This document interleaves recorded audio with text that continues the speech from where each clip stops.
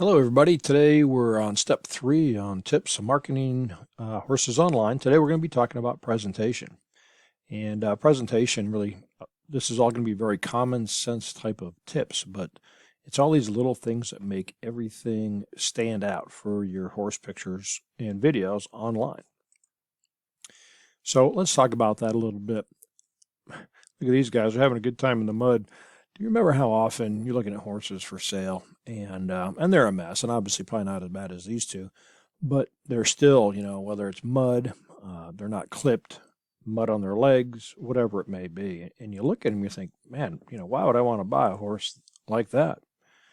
Or maybe the barn is a mess, or broken fences in the background.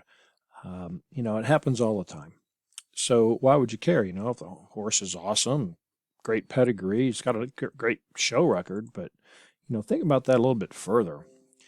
If that current owner doesn't care enough to, clean them up, straighten up the barn aisle, nail the boards back to the fence, and cut the grass, how much confidence would you have in buying that horse from that guy? Yeah, probably not a whole lot.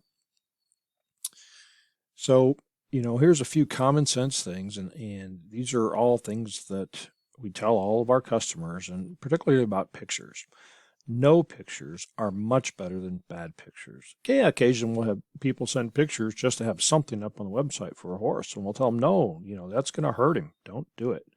And, and the problem is, as most of you know, taking pictures of horses is, man, it sucks. It's hell. We all know it, we all dread it, and that's why horse photographers are paid, so much to do it. So let's take a look at these two pictures here. This is the same horse, believe it or not. And you can take a look, it's such an obvious difference one picture to the other one. He's just a barn horse right there, still got some shaggy hair and not clipped up and covered in dirt. While the one on the right, he's all clipped up and everything, he looks awesome right there. So, how do you know how to take good pictures if you haven't been trained? Well, of course, your old friend Google or search YouTube for that stuff. There's going to be more tips and tricks than you can imagine out there. And so you're going to want to take a whole ton of pictures, different angles, different backgrounds, pay a lot of attention to the background, and different times of day. Either evenings or mornings are best. Middle of the afternoon usually isn't very good because the shadows are going to make them look funny. And after you take a bunch, then you'll get to see what's good and what's not, how that horse is going to look better, how the backgrounds are, and it all gets easier and the process becomes faster. So next is videos. Videos are awesome. They can show so much in a limited amount of time, but you need to keep them short and to the point. Nobody's going to sit there and watch a 15, 30-minute video of your horse walking around the arena for half an hour. Not going to work. So how long should they be? Well, anywhere between 5 and 8 minutes or even shorter than that, possibly. If it's a cutting horse, maybe you want to show a run. You don't necessarily have to show them walk into the herd, but you can, show them entering the herd calmly and, getting a cattle cut and then a run and, the rest of that run perhaps. If it's a reiner, maybe show a whole pattern. They don't take very long. Make sure you get the stops in there and the spins and the lead changes and how they lope those circles and so forth. Pleasure horse, a rail horse, let's see those transitions. That's really important. See how they go both directions. If it's a horsemanship horse, let's nail those lead changes. Halter horse, make sure they're going to stand up when you ask them to stand up. So again, thinking about videos, and we touch on background a little bit, and look at the background. It's really distracting on this horse on the picture on the left-hand side. I mean, he's in a dirt lot, panels in the background. Looks like there's a buckskin back there kind of hanging out, And then take a look at this this picture on the right-hand side, and it's night and day. Nice green grass is mowed, fence in the background looks very nice and neat. The whole picture is just perfect. And we talked about the background. Very important that the background is not distracting on pictures or videos. But I think videos are even more important.